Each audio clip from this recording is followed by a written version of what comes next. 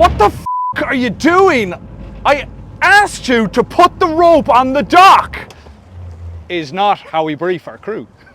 So that's the sort of crap we see at the ramp. You don't need to be like that at all. You need to just brief your crew properly. Now, don't expect your crew to be able to perform if you haven't briefed them, and also if you haven't trained them. So the following are a couple of the real basic things you need to instruct your crew on how to do. This is called lassoing a cleat. When it goes around to the cleat, back to the boat, that's called a slip line. This is how we secure to a cleat.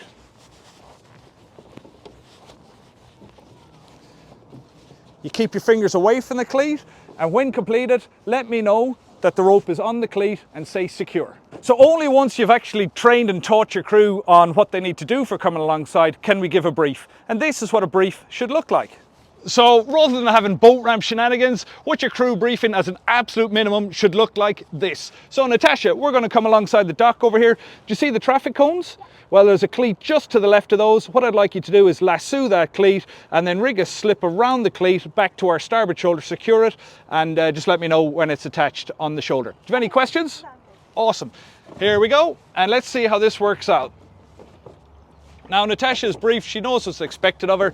Don't expect your partner or your family or your crew member to understand exactly what your plan is, and try not to change it at the last minute. If I change my plan on the approach here, I'll have to stand off and rebrief. But as it stands, we're lining up for this cleat quite nicely.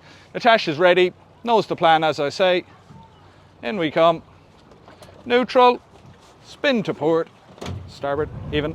There we go, nicely on. Now, even if there's a bit of breeze here, Natasha's got that cleat on. There we go, good job. Now be careful, watch the fingers. You've got to watch your crew's fingers. Make sure you're neutral when they're working the line. Okay, good. So shit, Natasha's confirmed. We're all secure.